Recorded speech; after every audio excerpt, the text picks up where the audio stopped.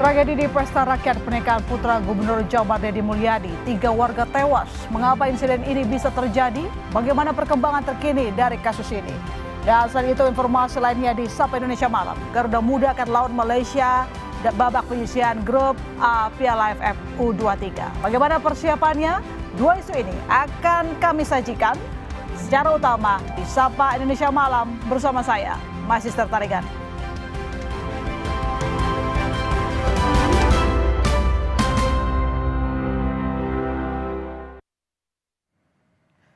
Saudara, kapal motor Barcelona 5 terbakar di perairan Talise, Minahasa Utara, Sulawesi Utara. Hingga kini 3 korban dilaporkan meninggal dunia.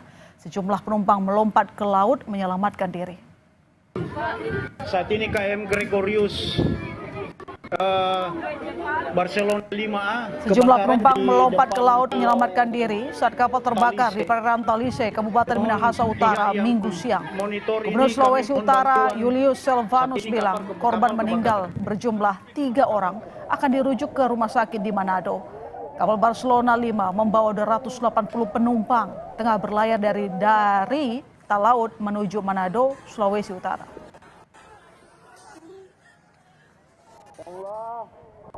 Cepat juga siang, tolong. Kurang lebih membawa penumpang yang terdaftar itu 280. Kemudian di perjalanan sekitar pantai Talise ya, sudah dekat sebenarnya. Terjadi kebakaran terinformasi, tapi kita akan cek lagi kebenarannya. Terinformasi dalam satu kamar asap keluar dari situ. Ya, ada yang meninggal, memang yang meninggal ini dia pasien yang akan dievakuasi dari Talaut ke Manado. Usai kericuan pesta rakyat pernikahannya, Wakil Bupati Garut Putri Karlina yang menikah dengan anak Gubernur Jawa Barat Deddy Mulyadi meminta maaf kepada keluarga korban.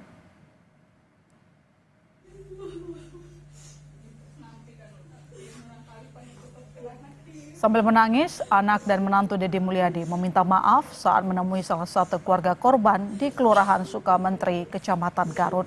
Ricuh warga akibat berdesakan di pesta pernikahan anak Deddy Mulyadi menewaskan anak berusia 8 tahun, seorang lansia dan seorang polisi.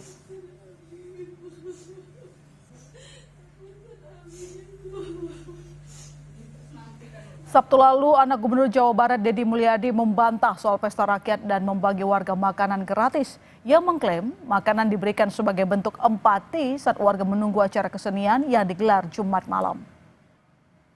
Ada yang mengatakan makan gratis dan segala macam. Padahal niatan kami bukan untuk makan gratis, bukan untuk memberikan hal yang cuma-cuma. Cuma niat kami hanya ketika warga sudah mulai berkumpul pada siang hari menunggu acara kegiatan untuk malam, untuk hiburan yang diadakan oleh orang tua kami. Saya berpikir daripada warga cuma hanya menunggu berdiri dan juga makanan masih banyak, ya sudahlah, kita berikan saja ke semua warga yang menunggu.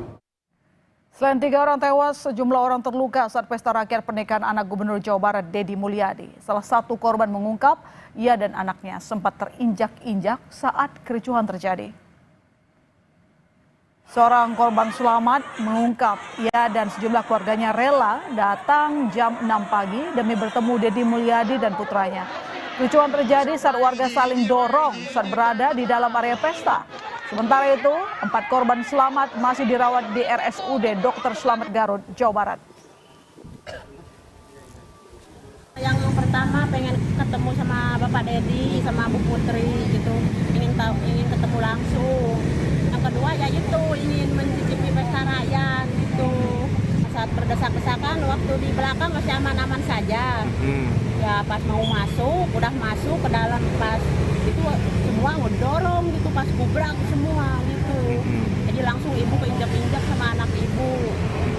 Anak ibu mah itu perutnya yang keinjak-injak. Kondisinya sekarang seperti apa? Alhamdulillah agak agak mendingan. Apa sih Pak yang dirasakan? Ya kaki itu perut.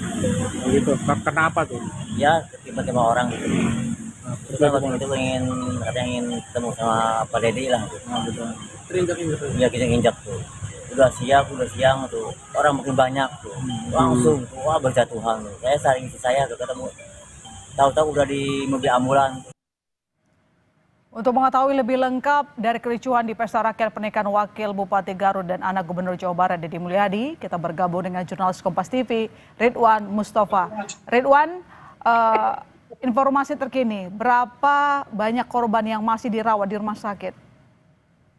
Ya, Mas Iter dan juga saudara, buntut dari Pesta Rakyat yang menewaskan 3 warga, 2 diantaranya warga sipil dan 1 merupakan anggota polisi mengamankan jalannya Pesta Rakyat. Saat ini 4 orang warga yang mengalami pingsan saat Pesta Rakyat masih dirawat di Rumah Sakit Umum Daerah Kabupaten Garut atau RSUD Dr. Slamet Garut, di mana 4 orang tersebut awalnya memang sama-sama bersama ibu dan juga suaminya mengantri di acara Pesta Rakyat.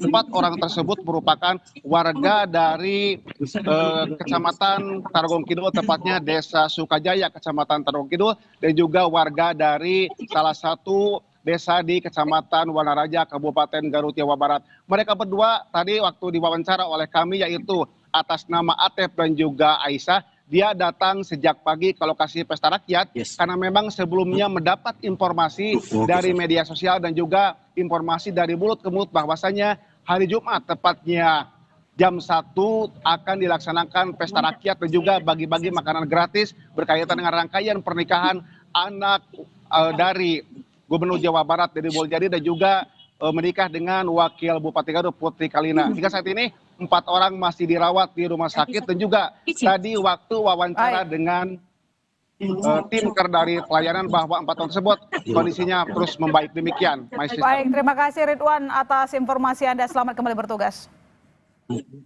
Saudara, Piala AFF 23 persiapan Garuda Muda jelang hadapi Malaysia. Informasinya sesaat lagi, tetap di Sapa Indonesia Malam.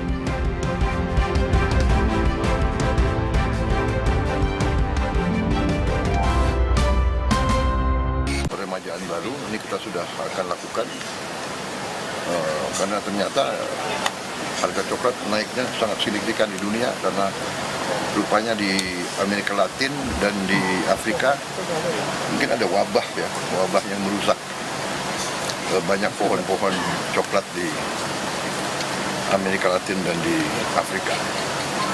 Saya kira itu yang saya ceritakan. Ya. Respon dari Pak Sirul bagaimana, Pak? Ya, saya kira karena beliau juga mengikuti dan sebagian itu juga beliau yang rintis ya, seperti perundingan dengan Uni Eropa kan sudah berjalan 10 tahun. Jadi beliau ngerti itu alatnya bagaimana. Tapi ya dengan kita lihat situasi global yang tidak menentu sekarang, baik Uni Eropa dan Indonesia ya berkepentingan untuk selesaikan dalam waktu cepat. Dan alhamdulillah, dan bagi saya ini kehormatan bagi Indonesia. Kenapa? Saya diterima di Uni Eropa hari Minggu. Bagi orang Eropa Barat terutama, tapi Eropa hari Minggu itu sakral, itu nggak boleh ada yang kerja. Tapi dia mau terima saya, luar biasa. Saya diterima oleh Presiden European Union Commission, yaitu eksekutifnya lah, dan European Union Council, presidennya itu adalah council ini dewan daripada kepala pemerintah 27. Presiden councilnya juga terima saya, dua-duanya sangat reseptif, sangat mendukung. Kemudian Raja Belgia mendengar saya datang, saya diterima beliau hari Minggu juga sore-sore di istana beliau di Brussels. Jadi beliau berada di luar Brussels, dia pulang untuk menerima saya. Dan ya akhirnya demikian ya, bahwa kadang-kadang memang capek, kita banyak keliling di luar negeri, tapi hal-hal itu kadang-kadang harus ada pendekatan langsung, pendekatan personal, pribadi antara pemimpin-pemimpin, sehingga mereka juga paham dan mereka ada trust, ada kepercayaan, akhirnya lancar. Dan Indonesia Ya, saya meneruskan tradisi Indonesia sebagai negara non-blok, non-aligned. Kita terkenal bahwa kita tidak mau ikut blok manapun. Kita ikut di BRICS dari kepentingan ekonomi kita. Tapi kita ikut juga kita daftar di OECD, ya, yang itu adalah kumpulan negara-negara maju yang dipimpin Barat. Kita juga mendaftar di CPTPP.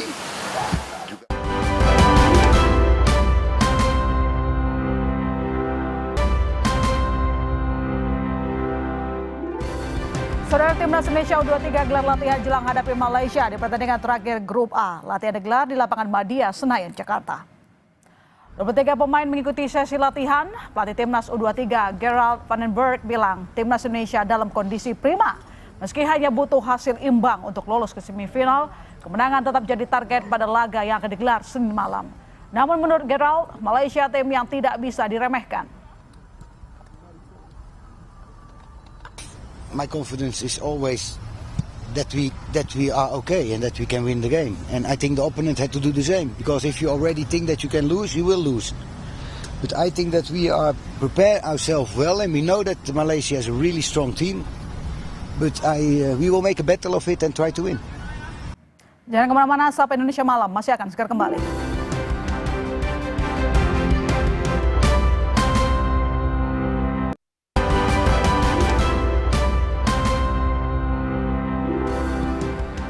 Saudara, Presiden Prabowo Subianto berkunjung ke rumah Presiden ke-7 Republik Indonesia Joko Widodo sebelum menghadiri penutupan Kongres PSI di Solo, Jawa Tengah.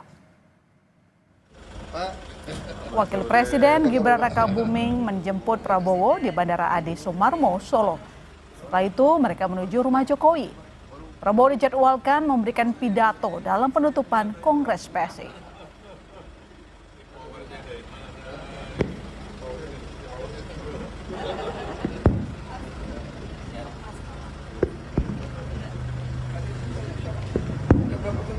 Ada Pak,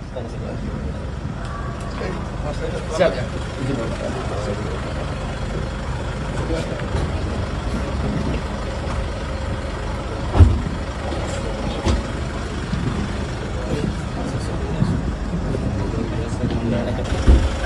Pak. Selamat sore. Informasi tadi sekaligus menjadi penutup perjumpaan kita di Sapa Indonesia Malam. Dan di penghujung Sapa Indonesia Malam hari ini, kami ingatkan Anda agar jangan lupa cukupi kebutuhan air mineral Anda setiap hari dan rasakan kesejukannya. Saya masih Sertarigan pamit, sampai jumpa.